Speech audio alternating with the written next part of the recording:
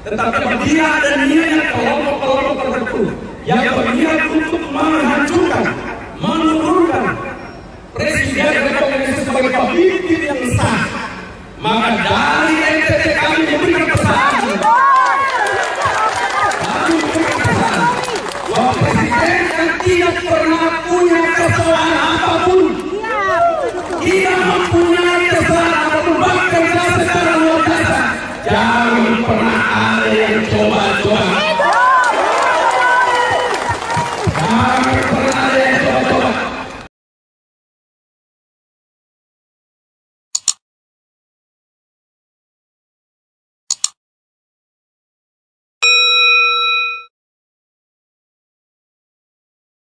Yang dipakai keluar semuanya penolakan. Iya, ya saya paham lah ya Mas Saiful. Sebenarnya ketika saya mengadukan ini atau ketika saya membawa laporan saya, dalam hati saya itu antara keberhasilan membuat laporan dengan tidak itu win-win lah gitu ya. Win-win kenapa?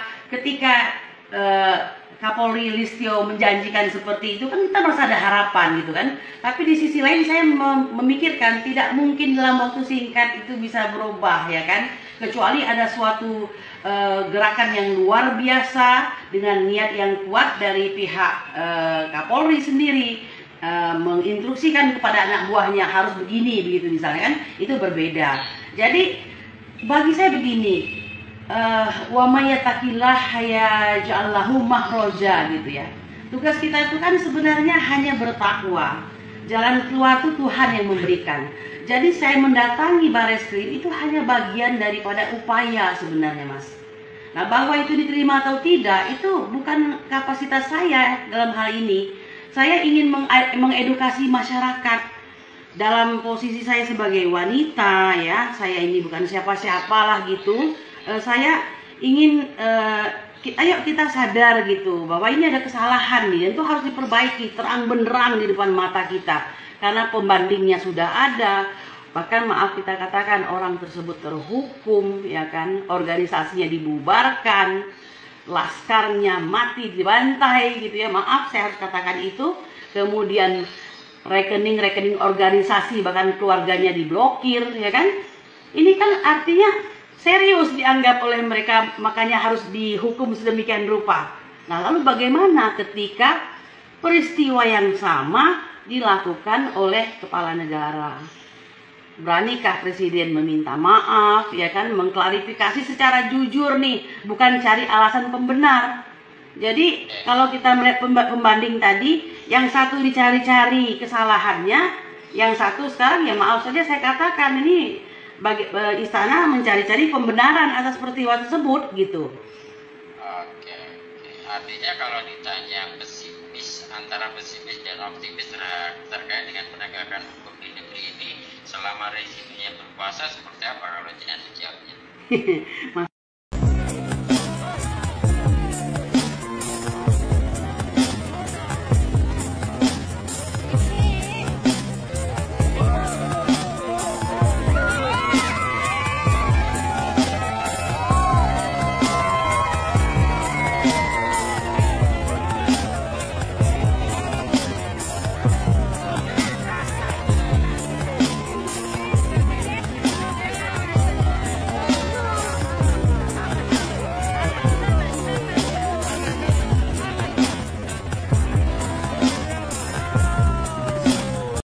Sahabat Nusantara, ketemu lagi dengan Suara Kebangsaan Ferdinand Huta Hayan. Kali ini saya ingin menanggapi tentang argumen-argumen dan pendapat-pendapat tak berkualitas dan tak bermutu yang disampaikan sekelompok orang menuduh Pak Jokowi telah melakukan pelanggaran protokol kesehatan di Nusa Tenggara Timur.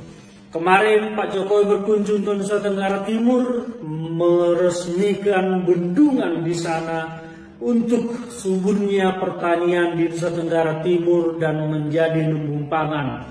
Sebuah prestasi kerja yang harus kita apresiasi dikala Pak Jokowi terus membangun Indonesia. Sayangnya ada sekelompok masyarakat yang mencari-cari kesalahan beliau. Betul bahwa kemarin pada saat kunjungan itu masyarakat begitu antusias menyambut kehadiran Pak Jokowi. Itu adalah sebuah euforia, histeria yang spontan dari masyarakat yang ingin melihat pemimpin yang dicintainya. Faktanya Pak Jokowi tidak pernah mengundang dan tidak pernah menyuruh mereka untuk menyambut Pak Jokowi di pinggir jalan seperti itu. Terlihat bahwa Pak Jokowi bertegur sapa dengan masyarakat. Disitulah terjadi kerumunan yang mengerumuni Pak Jokowi. Apakah Pak Jokowi salah? Tidak. Tidak mungkin Pak Jokowi berdiam diri menutup rapat jendela mobilnya dan berlalu tanpa bertegur sapa dengan masyarakatnya. Tidak mungkin beliau berdiam diri di dalam mobil cuek kepada warganya hanya karena protokol kesehatan. Dan fakta-fakta yang harus kita lihat bahwa NTT masuk zona hijau sehingga terlihat masyarakat begitu aman dan nyaman beraktivitas seperti biasa. Berbeda dengan apa yang dilakukan Rizik Syihab ketika menikahkan putrinya. Dia menyediakan fasilitas tenda segala macam untuk tamu. Artinya apa? Dia membuat dan menciptakan kerumunan secara sadar. Fakta berikutnya juga, Habib Rizik tidak pernah diproses hukum, dipidana pelanggar protokol kesehatan ketika puluhan ribu pengunjungnya menyambut dia datang dari bandara. Ini hal yang sama. Habib Rizik dari bandara, Jokowi datang ke NTT. Tidak pernah melanggar protokol kesehatan. Kasihan kalian comes and goes. My weakness comes and goes.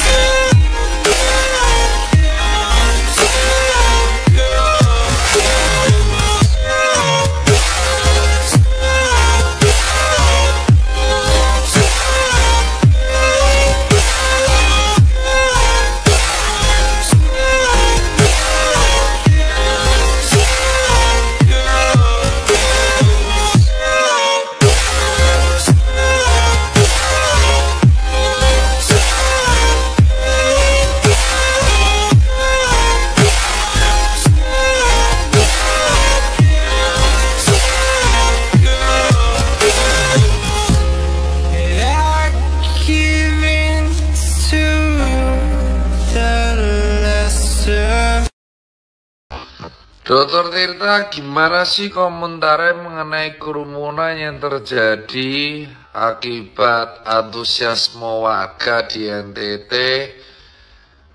menemui Pak Presiden Joko Widodo? Jadi gini, Pak Presiden Joko Widodo itu sejati adalah simbol negara yang kemanapun beliau pergi akan selalu menarik massa. Hal ini sebenarnya sudah diutarakan oleh Atta Halilintar. Dok, saya ketika Jumatan rame, banyak yang minta foto. Nah, hal ini tentunya satu, Pak Presiden sudah mengapresiasi dan mengedukasi agar tetap memakai masker. Terlalu banyak kerumunan yang hadir membuat Presiden tidak bisa membubarkan. Bahkan di salah satu video sedan beliau sampai dikerumuni orang banyak. Ya. Kedua, Pak Presiden tidak pernah mengajak mereka untuk datang, tapi antusias, dan hal ini harusnya menjadi refleksi bagi tim protokoler untuk lebih berhati-hati mengatur agenda Bapak Presiden di lapangan. Jadi ya kembali untuk penerapan sanksi kerumunan menurut saya sudah tidak relevan untuk ditegakkan. Tetap sehat, tetap semangat.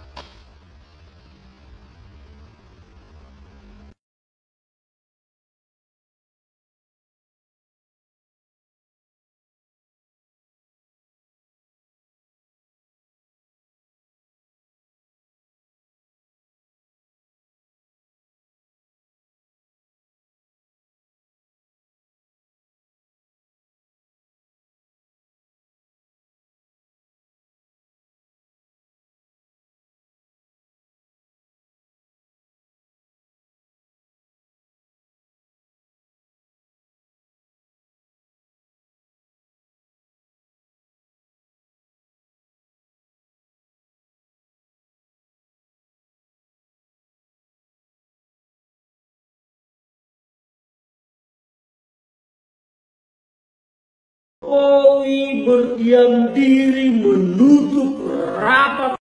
Tetapi dia dan niat kelompok-kelompok tertentu yang berniat untuk menghancurkan, menurunkan Presiden Republik Indonesia sebagai pemimpin yang sah, maka dari NTT kami memberikan pesan